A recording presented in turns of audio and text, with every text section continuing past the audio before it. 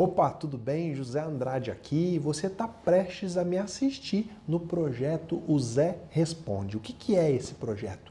Todo sábado às 10h30 da manhã eu faço uma live no meu canal do Instagram, onde eu permito que os participantes entrem ao vivo comigo, que eles exponham lá as dúvidas práticas que ele tem, as dúvidas relacionadas ao dia a dia da advocacia e eu ajudo eles a responderem, a resolverem essas dúvidas. E agora você tem a oportunidade de assistir aquilo de melhor, a síntese, o resumo do que de melhor acontece nessas lives de sábado de manhã. Se você quiser participar também ao vivo dessas lives, na descrição desse vídeo vai ter o meu canal do Instagram, é só você aparecer todo sábado, 10h30 da manhã. Espero que você goste e que aproveite muito esse conteúdo. Opa, tudo bem? Seja muito bem-vindo, seja muito bem-vinda à nossa live de sábado. Bom dia, tudo bem? Tudo bem, e você, cara? Fala pra gente aí de onde que você é, que área que você atua, se apresenta aí pra gente. Rapaz, eu sou de São Paulo, né? Capital Mas mesmo. hoje, desde 2011, eu estou morando na Bahia. Coisa boa, hein? Vai ter praia aí esse final de semana ou não? Tá lindo aqui. Deixa eu ver se dá para mostrar o tempo aí, ó. Muito bom, hein? E você advoga aí? Que área que você atua? Como que é o seu dia a dia? Sempre empresarial, Legal, legal. mas eu sou especialista em direito do trabalho para poder atender essas empresas, né? Aham, legal, muito bom. E E me fala uma coisa, você traz aí alguma dúvida, alguma coisa que te atormenta, alguma coisa que você queria compartilhar com a galera aí? O objetivo dessa nossa live de sábado é que todos nós possamos crescer. Então, se você tem alguma dúvida que você acha que eu posso te ajudar, manda aí que se eu souber eu vou te falar. Se você também tiver alguma coisa que você já vive no dia a dia, que você quer ajudar a galera, também é a hora. Manda ver. eu quero agradecer primeiro, porque o que você tem feito, olha que eu estou com 25 anos de advocacia, e eu nunca vi alguém que pudesse fazer esse tipo de trabalho. Obrigado. O trabalho que você tem feito é maravilhoso. Então, eu não poderia deixar aqui de te agradecer, em primeiro lugar, né? E dizer que a gente tem dúvidas durante toda a vida da gente. Então, o pessoal que está aí, que começa e tal, não se preocupe, né? Com relação a perguntar e tudo mais, porque é um caminho longo, né? Infelizmente, a gente não tem caminhos aí para facilitar, a não ser o seu, que é uma coisa revolucionária. Eu não tenho como me estender mais, mas eu gostaria de ficar só fazendo elogios. Mas Beleza. eu vou partir só para o que eu tenho de dúvida, porque eu acho que é uma questão mais nova e que você tem falado nas suas aulas. Eu até tentei te perguntar, mas eu não consegui. Eu imagino o tamanho de coisa que você tem aí. A minha dúvida é com relação a protesto de sentença. Uhum. Tá? Eu lido muito com essa questão das execuções aqui para algumas empresas. E assim, é algo que eu gostaria de oferecer de novo para essas empresas, né? Uhum. Então, eu imagino que teria que ser com trânsito em julgado, mas parece que, pelas suas explicações, não teria essa necessidade. Essa é a minha dúvida. Pois é, a questão é o seguinte.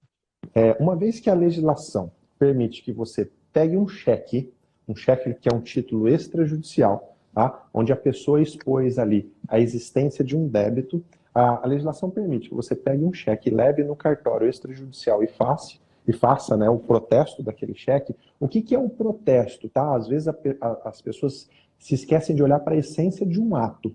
O protesto nada mais é do que como se você tivesse um grande microfone e falasse para toda a cidade: essa pessoa está me devendo, fiquem em alerta. Isso é um protesto. O cartório serve para Sim, dar conhecimento público de um fato. Tá? Então, quando você faz efetivamente isso, você alerta todo mundo e, de alguma forma, o devedor fica constrangido. Ele pode perder, como de fato acaba perdendo, o crédito na praça, as pessoas ficam com o pé atrás com ele. Então, esse é o objetivo e os efeitos do protesto. E aí eu tenho sempre refletido, uma vez que o Código de Processo Civil passou a expressamente dizer que pode-se fazer o protesto da sentença, então eu posso, se um juiz reconheceu que o João deve para o José, uma vez que o juiz reconheceu, por que não avisar isso publicamente? É claro que o Código de Processo Civil, ele dá a entender que você pode fazer isso após o trânsito em julgado. Tá? Se você quer uma orientação com segurança, Faça isso sempre após o trânsito em julgado. Por quê? Porque o devedor, se ele conseguir modificar a sentença, ele pode alegar que você prejudicou ele durante todo esse período do protesto. Tá? Então, se você quer uma resposta segura, espere sempre o trânsito em julgado. Agora, eu sempre procuro olhar a essência das coisas. A depender da situação e a depender do conteúdo da sentença, por exemplo, não transitou em julgado porque o requerido recorreu sobre os honorários advocatícios. Mas o capítulo da sentença, a parte da sentença que impõe a condenação, ele não recorreu. Então, qual é a razão de você não poder protestar, uma vez que já não tem mais discussão sobre isso? Só não houve o trânsito em julgado porque ele recorreu sobre uma parte. Tá? Ou, o que é pior, ele reconhece uma parte do débito e recorre só com relação a uma outra parte. Por que não protestar a sentença com relação à parte do débito que já transitou em julgado, entre aspas? Já não há mais discussão. Tá? Então, veja, às vezes eu sempre procuro ir um pouco além para que a gente possa mexer na nossa cabeça e procurar mecanismo de dar mais efetividade. Tá? Não tem sentido você esperar 4, 5 anos a mais o trânsito em julgado, uma vez que já não se discute mais o débito, se discute lá um índice de correção, se discute a verba honorária, coisa insignificante frente ao tamanho do débito. Tá bom? Mas quer segurança? Aguarda o trânsito em julgado. E vamos ver como que a jurisprudência vai se posicionando. Cara, esse tema é muito bom, tá? Obrigado por você ter levantado ele. Tá? Parabéns aí, tá?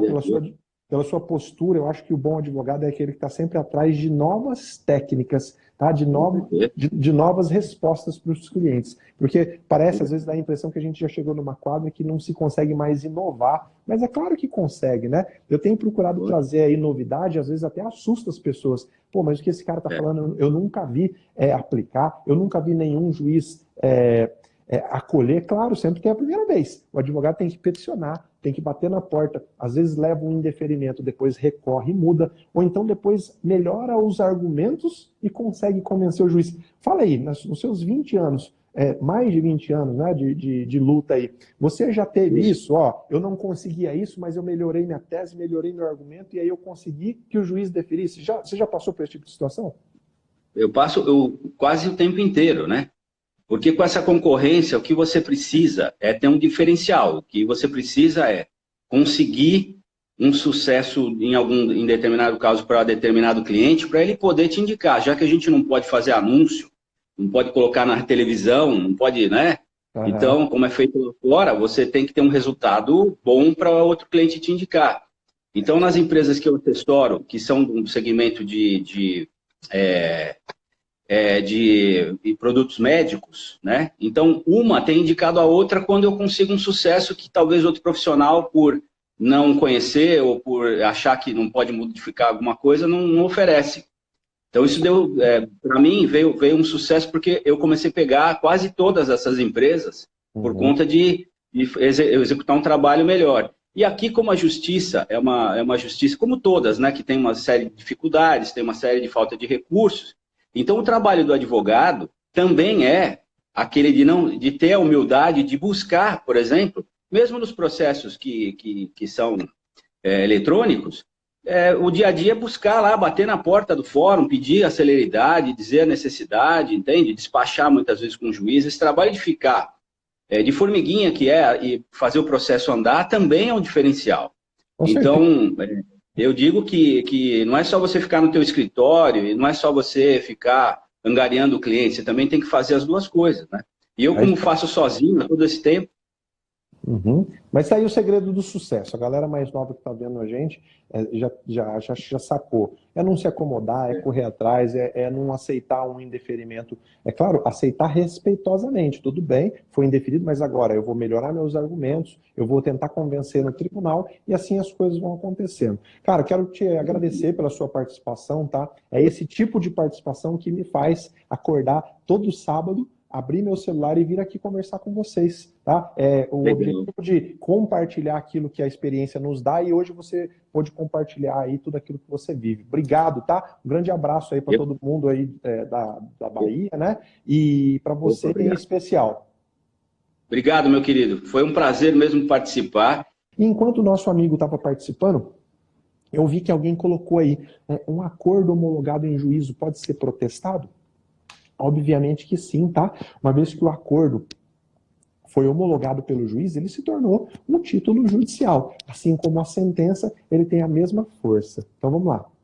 Seja Como bem-vinda. colega, eu também fui surpreendida. Eu gosto de surpreender. Então, aqui não tem essa. Mandou a solicitação, eu vou escolher, tá? Silvia, fala aí pra gente de onde que você é. Eu já suspeito pelas primeiras palavras que é do Nordeste, tá? Mas fala aí de onde você é, que área que você advoga, se você está advogando. Conta um pouquinho de você pra gente.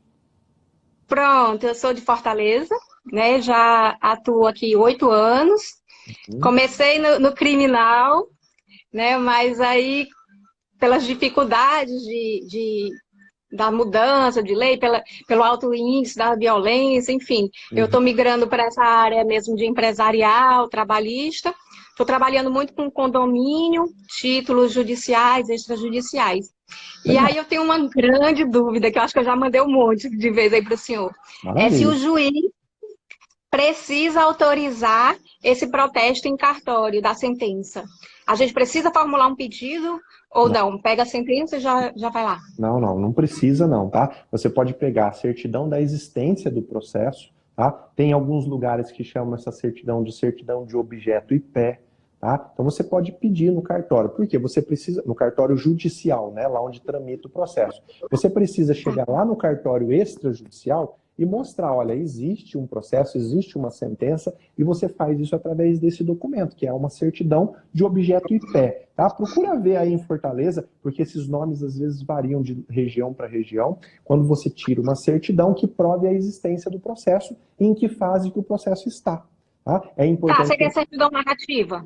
Pode aqui ser. Pra gente. Isso, exatamente. Vai narrar. Pode ser. Que existe o processo e em que fase que ele está. É muito importante que nessa certidão, e geralmente o cartório coloca, que houve o trânsito em julgado no dia tal, da sentença condenatória tal. Você vai pegar esse documento e vai levar no cartório de protesto, no cartório extrajudicial, e vai protestar. É assim que se materializa, tá bom? Que bom, professor. Mas eu tinha outra dúvida, rapidinho, se puder. Manda ver, aproveita. Eu estava vendo agora há pouco um vídeo do senhor sobre desconsideração de personalidade jurídica, e aí me veio a dúvida, porque sempre quando é empresa, microempresa, geralmente se confunde o patrimônio da pessoa com o da microempresa. E nas empresas grandes, as empresas limitadas, os outros tipos de empresa, como que é da mesma forma a desconsideração? Tá. Automática, assim? Não. Deixa eu esclarecer duas coisas. Primeiro, primeira coisa que você tem que ver é qual é o tipo de relação que gerou aquele débito. Foi uma relação de consumo? É uma pessoa consumindo o produto de uma empresa? Quando é uma relação de consumo, por exemplo, eu fui no supermercado, comprei um produto, o produto estava estragado, eu entrei com uma ação, ganhei uma ação. Então, o débito nasceu de uma relação de consumo. Sempre que for relação de consumo, você vai olhar as regras de desconsideração que estão previstas no Código de Defesa do Consumidor, lá no artigo 28. Então, relação de consumo tem regra própria para desconsideração, lá no artigo 28 do CDC. Se for uma relação de direito civil, por exemplo, eu comprei uma casa de uma outra pessoa, tá? E aí eu não paguei, e aí, aliás, eu comprei uma casa de uma empresa, por exemplo. E aí o débito surge de uma relação de direito civil. Tá? As regras para desconsideração vão estar previstas lá no artigo 50 do Código Civil. Veja, é um regramento totalmente diferente. A segunda coisa que a gente tem que ver, você disse aí, quando é microempresa, o patrimônio se confunde. Não é quando é microempresa, é quando é empresa individual. Sabe aquela empresa, aquela empresa de um único sócio? MEI. Exato, porque o microempreendedor individual é aquela empresa de uma pessoa só. Nesse caso, sim, tá? O STJ já disse, eu fiz uma publicação recente, que aí o patrimônio se confunde, não precisa nem da desconsideração da personalidade jurídica. Se você está executando um MEI, não encontra nenhum patrimônio no CNPJ, no mesmo processo você pode pedir para que o juiz consulte o patrimônio no CPF, já que o patrimônio deles se confunde, tá? Agora, quando é empresa que tem mais de um sócio, independente se é microempresa, empresa de pequeno porte, porque isso diz respeito ao tamanho do faturamento da empresa e não à quantidade de sócio, tá? Quando você está falando de empresa com mais de um sócio, a dívida para atingir o patrimônio dos sócios precisa da desconsideração, tá? Então a gente tem que clarear coisas, porque senão às vezes a gente acaba trocando os pés pelas mãos, o que é natural, tá bom? E o que é natural. Sabe por quê? Até bem pouco tempo atrás não existia a figura do MEI. Era impossível. Não, é recente. Durante a faculdade, eu pelo menos, aprendi que empresa tem como finalidade a união de duas pessoas. Duas pessoas se juntam, formam uma ficção jurídica, que é uma empresa, para atingir uma finalidade comum. Como o MEI é uma empresa de uma pessoa só, não teria sentido. Por isso até que o STJ tem decidido que quando uma pessoa resolve constituir uma empresa, isso não quer dizer que o patrimônio dela se separa, só quer dizer que ela vai ter facilidades que hoje só são concedidas às empresas, tá bom? Quem quiser, dá uma olhadinha aí no meu feed aí no Instagram, vai achar o vídeo onde eu falo disso, tá? Da penhora do MEI poder ser feita no patrimônio, tanto no CNPJ quanto no CPF. Lá eu menciono, inclusive, o número dos julgados do STJ, tá bom? Perfeito, professor. Ajuda demais. Obrigada. O senhor sempre nos ajuda muito. Sou sua fã incondicional. Obrigado, viu? Obrigado pela sua participação, obrigado pela sua audiência. Eu que agradeço a disponibilidade de ajudar sempre. Para todo mundo aí de Fortaleza também, tá? Através de Obrigada. você. Fica com Deus. Também. Tudo de bom. O senhor também. Obrigada. Eu separei 2 temas também para a gente tratar hoje. Um é sobre a oitiva de parente em juízo, que eu vou deixar para o finalzinho. E o segundo é efetivamente sobre a decisão do STJ que saiu essa semana.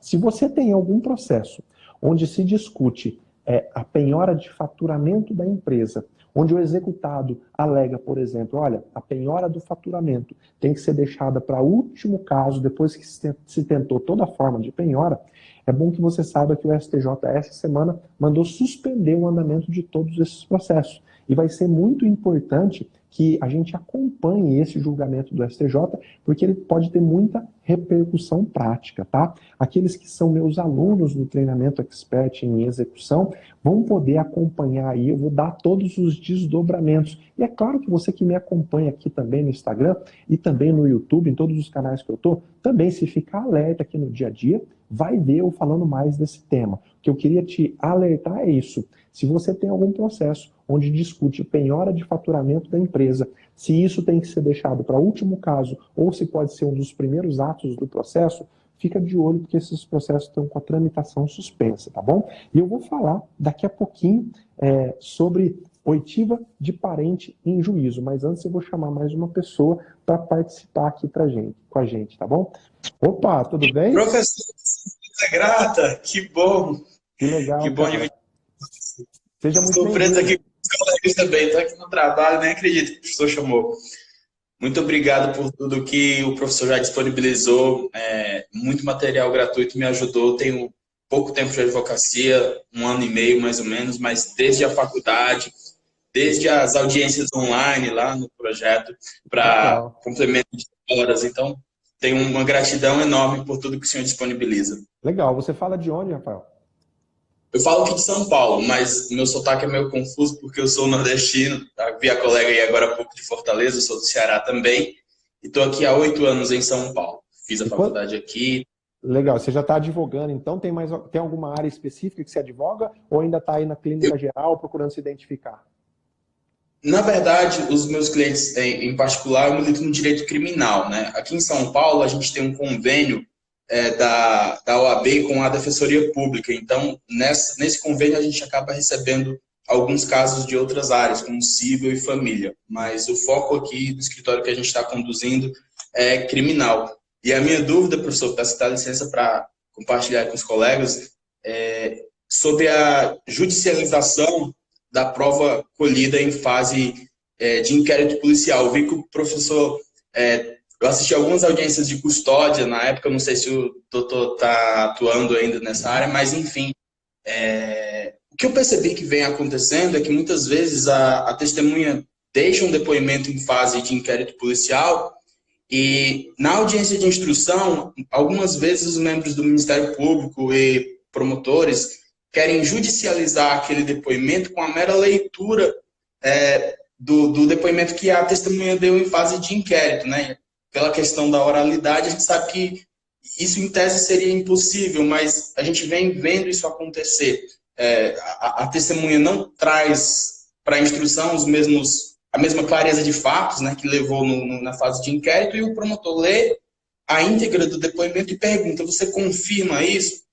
Então, a gente tem percebido isso e tem tido um pouco até de dificuldade para contornar essa situação. Eu queria que se você desse alguma dica, o que, é que a gente pode fazer, se o momento-chave é o momento daquela oitiva, ou levar esses protestos posteriormente, em fase de memoriais, orais, ou mesmo alegações finais sob a forma de memoriais, ou levar isso para a segunda instância, se seria um caso de nulidade absoluta. Legal, cara. Ó, sua pergunta é fantástica, tá? Primeiro eu quero te dar os parabéns porque você disse que você já, desde a época de faculdade, já acompanhava o projeto Audiências Online, então você saiu na frente, né? Porque você já estava preocupado com o que você ia enfrentar depois de formado, e o projeto Audiências Online tem exatamente esse objetivo, preparar o estudante para aquilo que ele vai encarar no dia a dia, porque eu sofri com isso. Quem conhece a minha história sabe que uma das primeiras audiências que eu assisti na minha vida, eu era o juiz. Então, isso é muito ruim, né? É muito bom a gente já ir preparado para a audiência, sabendo como vai acontecer.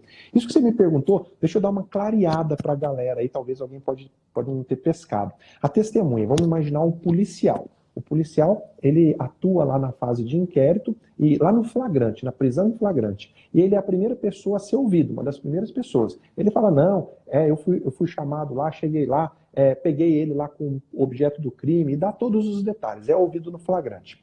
Passa-se 5 anos depois, esse policial é chamado para prestar depoimento sobre esse fato em juízo, na frente do juiz, né? Agora sim, sob o crivo do contraditório, com o requerido com o seu advogado, e se tornou praxe, é comum mesmo, em todos os lugares, às vezes. Por quê? Por conta do tempo passado, o policial pode ser que ele não lembre mais do fato, é natural, até porque o policial geralmente atende casos semelhantes a esse, atende 1000 num ano.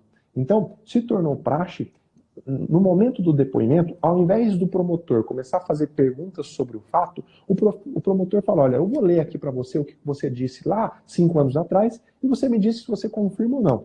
Então, primeiro, se faz isso pelo tempo transcorrido e depois por comodidade, para não ter que ficar repetindo as coisas. Eu estou dizendo como que acontece, né? E aí, geralmente, o policial lembra dos fatos e fala, não, é isso mesmo.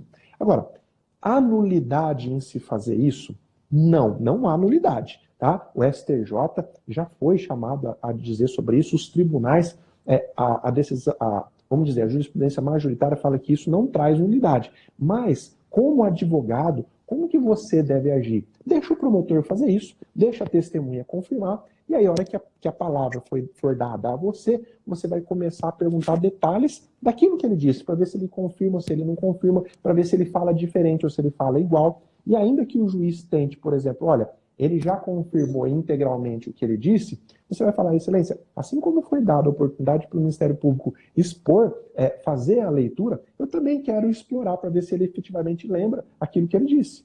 Tá? Porque muitas vezes, até durante o tempo transcorrido, pode ser que a testemunha se lembre de outros fatos que o desenrolar dos acontecimentos trouxeram à tona, pode ser que ele não se lembre mais de detalhes. Então, está aí um grande dilema. Você estraga a prova porque a testemunha não lembra mais, nada impede que você a relembre. E muitos policiais costumam até ler o depoimento antes da audiência para lembrar. É praxe isso, o policial às vezes vai no fórum porque ele quer ler o depoimento porque ele não lembra mais. Agora, se você está me perguntando, eu posso suscitar alguma nulidade ou tentar impedir que isso seja feito? Não pode, porque não há impedimento para isso. Tá? Agora, como advogado, você deixa isso acontecer. E depois que isso acontecer, você, quando for passada a palavra, você começa a perguntar sobre os fatos. Ah, tudo bem, você foi lá no dia, que horas que você foi, que horas que você estava, que horas que você não estava, e aí vamos ver se bate com aquilo que ele disse lá no inquérito. Porque se não bater, no momento das alegações finais, você vai explorar. Você vai falar, excelência, ele confirmou para o Ministério Público tudo o que ele disse, só que quando eu perguntei, ele disse outra coisa. Então essa testemunha não é crível, não tem o valor, o depoimento dela não tem valor probatório. Tá? Agora, olha, o que eu estou te falando não é uma coisa estática. Hoje, cada vez mais se evolui a defesa dos princípios fundamentais mesmo, os princípios constitucionais evoluem cada vez mais para a proteção do acusado. Então, não estou dizendo que essa não é uma tese para você sustentar. Estou dizendo que essa é uma tese que hoje não cola, mas que talvez você pode evoluir, levar aos tribunais superiores para tentar criar uma barreira contra isso. A partir de hoje, o STJ diz, a partir de hoje, esse tipo de inquirição não pode mais acontecer. Esse tipo de inquirição que, de alguma forma, induz a testemunha a repetir aquilo que ela já disse, não pode acontecer. E da onde que está a base legal disso que você está falando, professor? Está no próprio código, quando o código fala que a testemunha pode levar breves apontamentos para ela se lembrar do que aconteceu. Tá? Uma coisa que eu tenho até vídeo publicado sobre isso, uma coisa é você querer induzir o depoimento com base no depoimento de outra pessoa. Isso é proibido. Se eu chego para o João e falo, olha, João, eu vou ler aqui o que o José disse no inquérito para ver se foi efetivamente o que aconteceu. Eu estou querendo influenciar o depoimento do João com o que disse outra pessoa. Isso é vedado. Tá? Aí sim você tem que protestar e não pode deixar acontecer. Agora, com o depoimento do próprio João, ó, João, você já disse isso, foi isso mesmo? Foi ou não foi? Tá? Então, eu não vejo impedimento. Na sua atuação prática, é isso que você tem visto? Isso tem acontecido normalmente?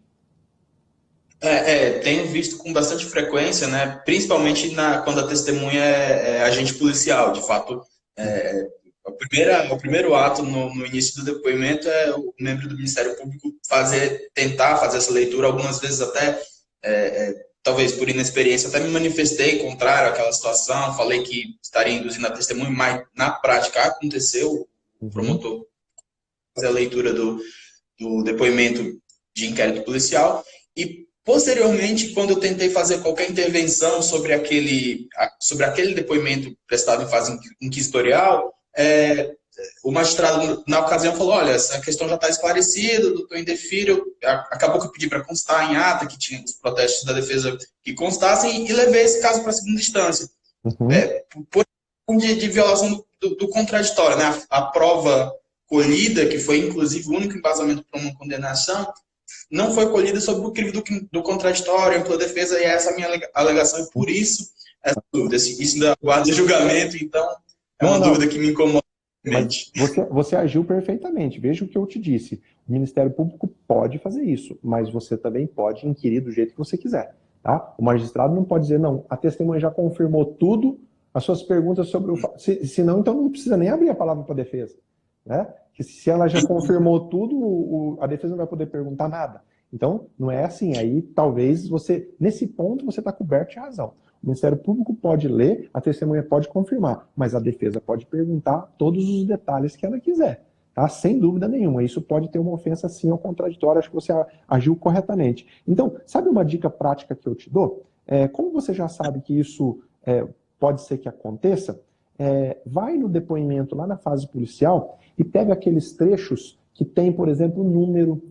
A hora que o policial fala, por exemplo, o fato aconteceu 7 horas da manhã. Deixa ele confirmar tudo o que ele disse, e aí na hora que a palavra for dada a você, você pode perguntar, olha, isso aí aconteceu no começo da noite, no começo da tarde, você se lembra especificamente? É a chance de você ter elementos práticos para mostrar que ele está em contradição. Quando tem, por exemplo, quantos objetos foram apreendidos? Se ele efetivamente lembra, ele vai, ainda que o depoimento tenha acabado de ser lido para ele, se ele não lembra, ele se confunde. Então vai naqueles detalhes materiais. Você não precisa, talvez, começar a perguntar que ele te conte toda a história de novo.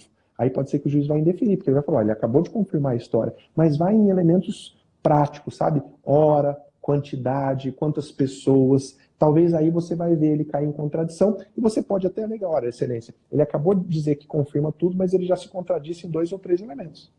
Tá? Então, vai aí que eu acho que aí na prática você vai ter... E olha, quando eu ensino isso, tá, as pessoas têm que abrir bem os ouvidos. Eu não estou ensinando artimanha para desqualificar a prova, não. O que eu quero é a verdade. Então, se a pessoa realmente lembra e está prestando um testemunho, ela vai lembrar de tudo. Tá? E eu, como juiz, eu quero segurança para poder decidir. Se esse cara lembra de todos os detalhes numéricos, ele é uma testemunha boa e eu posso usar o depoimento dele para fundamentar uma sentença. Agora, se ele não lembra, como é que eu vou confiar naquilo que ele está dizendo? Então, eu digo isso para as pessoas não confundir. Está ensinando técnica para beneficiar o réu, para beneficiar o autor, de maneira nenhuma. Eu estou ensinando técnica para ajudar o descobrimento da verdade. Se a verdade estiver do lado da defesa, a defesa tem que ganhar, ué. Se a verdade estiver do lado do Ministério Público, o Ministério Público tem que ganhar.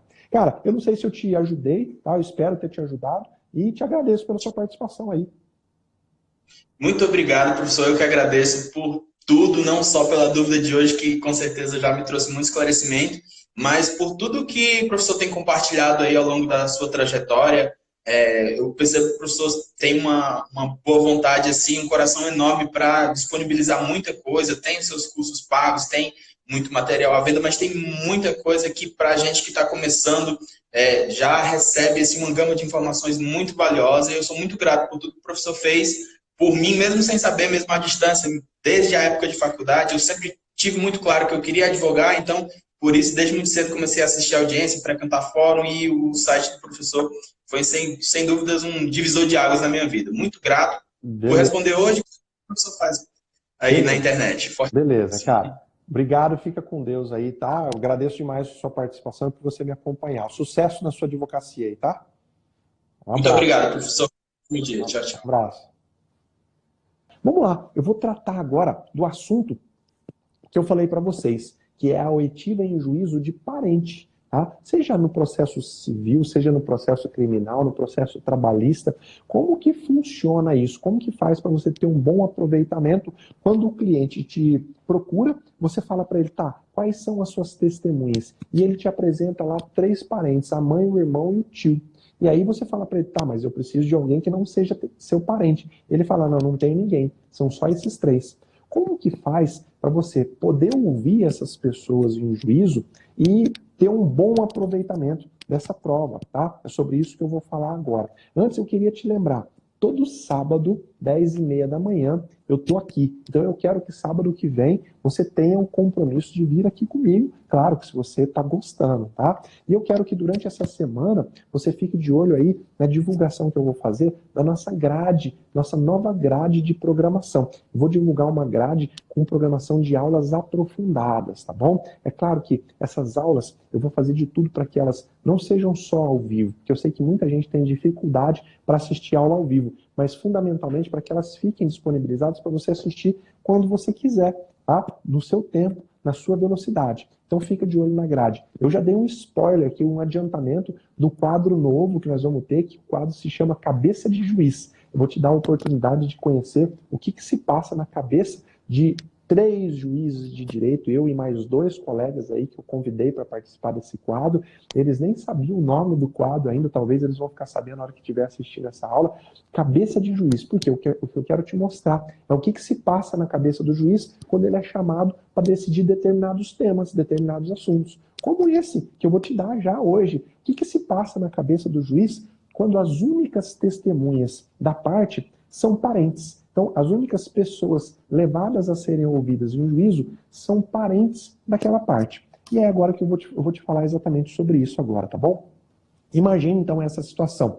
O seu cliente te apresenta aí 3 pessoas que ele quer ouvir em juízo. Você entrou com uma ação indenizatória por acidente de trânsito. E aí ele fala, tá, quem são suas testemunhas? E aí ele fala para você, minha mãe, que estava comigo no carro, meu irmão que estava comigo no banco de trás. Você fala, tá, mas eles são seu parente, eu não posso ouvir, o juiz não vai poder ouvir eles como testemunha, porque está expresso lá no Código de Processo Civil. Não podem servir como testemunha aqueles que têm parentesco com uma parte. Eles, então, você fala, tá, você não tem outra testemunha? Ele fala, não, estava só nós 3 no carro, eu não conheço ninguém que estava em volta, são eles as minhas testemunhas.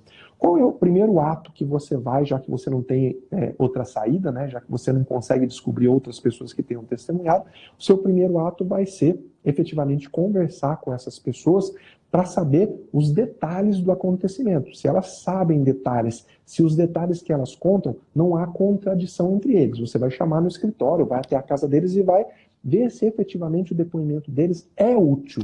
Porque às vezes não é útil. Às vezes o irmão estava no banco de trás dormindo, ele só acordou com a batida. E pode ser que daí para frente não tenha nada que seja interessante. Estou dizendo que pode ser, né? Então o seu primeiro ato é conversar para saber se o depoimento deles é útil. Não é útil, eles viram o acidente, eles viram como que aconteceu, eles viram que o réu passou no sinal vermelho e o depoimento deles é coerente um com o outro. Bom, beleza. Agora, o que você vai fazer? Quando você for peticionar, o juiz pediu para você apresentar o seu rol de testemunha. Você vai apresentar o seu rol de testemunha? Na sua petição, você vai explicar já de cara que as 2 pessoas têm o parentesco com a parte, mas que a oitiva deles é fundamental. Primeiro, porque são os únicos que visualizaram o acontecimento, tá? E porque, efetivamente, eles vão levar contribuição para o juiz decidir o caso concreto. Se você simplesmente arrola um parente como testemunha, né, pedindo para que o parente seja ouvido em juízo, e não faz essa justificativa para o juiz, é a primeira coisa que o juiz vai te perguntar no momento do início da audiência. Olha, doutor, o senhor arrolou aqui um parente, mas você sabe que parente não pode ser ouvido como testemunha. Qual que é a importância de eu ouvir como informante do juízo? E aí vai ter esse impasse no começo da audiência. Você vai dar carta na manga para outra parte impugnar a sua tentativa de oitiva. E você vai dizer, tá? Já vai se adiantar então na petição que a oitiva deles é fundamental, uma vez que com aquilo que eles vão dizer, efetivamente o juiz pode descobrir a verdade. E agora eu quero te dizer como que o juiz pensa quando isso acontece. A primeira coisa que o juiz pensa é, essas testemunhas efetivamente eram as únicas ou havia popular lá no meio que podia ser chamado para ser ouvido como testemunha? Se você deixar bem claro que eram as únicas, e se você, durante a oitiva dessas pessoas como informante, mostrar para o juiz que efetivamente o acidente aconteceu num lugar deserto, quando já era tarde da noite, não havia outras pessoas, o juiz vai conseguir verificar a sua boa-fé de ter arrolado o parente, porque era essa sua única opção. Tá? Então esse é o segundo ponto. O juiz consegue fazer esse raciocínio. Pô, tinha 20 pessoas no cruzamento, era um cruzamento cheio de gente. Por que esse cara me trouxe só parente e não trouxe qualquer outra pessoa do povo? Tem alguma circunstância que justifica isso? Ou não? Ele trouxe parente porque era mais cômodo. Então tem que tomar cuidado com esse ponto. E segundo, o juiz, ele sempre ouve parente, eu sempre faço isso, e por isso que esse também vai ser um assunto legal para a gente fazer nesse quadro novo, eu sempre ouço um parente tentando verificar se aquilo que o parente está dizendo é só para beneficiar a parte ou se reflete efetivamente a verdade daquilo que ele viu. Tá? Então, eu vou fazendo perguntas de forma a deixar evidente que, ainda que o parente tenha agido de forma irresponsável, a pretensa testemunha, o informante no caso, ainda assim ele fala. Tá? Vamos ver um exemplo. Olha, tudo bem, você estava do lado do seu filho quando aconteceu o acidente. E aí, ele costuma dirigir com atenção, ele costuma ser meio desatento. Quando a pessoa quer beneficiar efetivamente o filho, ela fala mais do que você pergunta. Ela ia falar, não, o meu filho é muito atento, ele olha com atenção, ele dá seta para todos os lados. Veja que a preocupação maior do informante é falar bem do requerido e não só prestar um depoimento sobre os fatos que estão em apuração. Então, no momento da oitiva, o juiz tenta extrair elementos que mostrem exatamente isso. Essa pessoa está aqui para me contar um fato ou ela está aqui para tentar fazer o parente ganhar a qualquer custo? Quando isso fica evidente, que ela está lá só para falar bem daquela pessoa que está sendo ouvida, é claro que o juiz vai levar esse depoimento com um menor grau de consideração. Mas ainda que isso aconteça, quando o depoimento do informante, de dois informantes, são coerentes, batem em tudo que eles dizem, a chance é muito maior do juiz levar em consideração e acolher uma sentença. Ah, professor, quer dizer que se a outra parte levar testemunha e eu levar só informante, eu vou perder? É um jogo assim, uma prova anula a outra? Não, de maneira nenhuma. Principalmente se em alguns pontos o depoimento dos informantes baterem com aquilo que disse as testemunhas da outra parte. Por exemplo, que hora que aconteceu o acidente, como que estava o entorno do acidente, tinha muita gente, tinha pouca gente. O juiz vai nesses pequenos detalhes. É nesses pequenos detalhes que o juiz consegue ver se aquele informante se o depoimento daquele informante pode ajudar na sustentação de uma sentença ou não. O problema é quando o informante vem assim e quer falar tudo o que beneficia a parte de uma maneira assim que deixa descarado que ele só está lá porque ele quer talvez salvar o parente de uma condenação. Tá? Eu quero explorar mais esses assuntos, eu acredito que dá para a gente fazer, inclusive, uma aula sobre isso com os 3 juízes aí que eu convidei no nosso quadro Cabeça de Juiz, mas eu espero que eu tenha aí te mostrado que se você fizer que o depoimento dos informantes seja coerente, principalmente tenha coerência com outros elementos de prova, com provas documentais, às vezes gravação, fotografia, às vezes com a perícia que foi feita no local do acidente, se você conseguir que esse depoimento tenha essa coerência, ele vai ter exatamente o mesmo peso, tá? O mesmo peso da oitiva de uma testemunha. É isso aí. Galera, estamos chegando ao final, então, da nossa live de hoje.